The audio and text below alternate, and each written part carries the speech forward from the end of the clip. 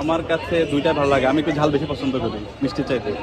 তো এখন পর্যন্ত যতগুলো খাইছি মিষ্টি ঝাল পাই নাই, কিন্তু ঝালটা আমার কাছে বেশি পছন্দের। খাগড়াছড়িতে যাওয়া, খাগড়াছড়ি শহরে আমাদের বাড়ি।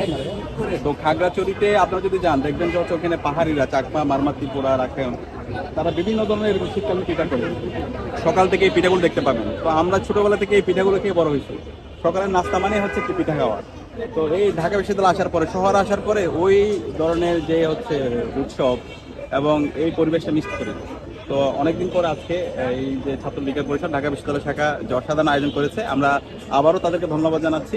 আমরা আশা করছি শিক্ষার্থীরা এখানে আসবে, তাদের সেই গ্রামীণ জীবনে ফিরে যাবে এবং গ্রাম বাংলার যে আবহমান যে সংস্কৃতি, এই সংস্কৃতিতে তারা দেখে এবং এই পিঠাকে তারা অনেক বেশি হচ্ছে আনন্দিত হবে। আমার কাছে দুইটা ভালো লাগে। আমি একটু ঝাল বেশি পছন্দ করি মিষ্টির চাইতে। তো এখন পর্যন্ত যতগুলো খাইছি মিষ্টি ঝাল পাই নাই, কিন্তু ঝালটা আমার কাছে বেশি পছন্দের। অনুভূতি তো হচ্ছে বললামই, অনুভূতি অনেক ভালো লাগছে। মনে হচ্ছে আমি সেই গ্রামীণ জীবনে ফিরে গেছি, ছোটবেলায় ফিরে গেছি। যে বিভিন্ন ধরনের পিঠা, যে পিঠাগুলো আমরা ছোটবেলা থেকে খেয়ে খেয়ে বড় হয়েছে, সেগুলো এখানে পাওয়া যাচ্ছে এবং অনেকগুলো স্টল এসেছে। যারা এসেছে এখানে শিক্ষার্থীরাও আছে, এই যে স্টলগুলো দিয়েছে অনেকগুলো আমরা তরুণ উদ্যোক্তাদেরকে দেখতে পাচ্ছি।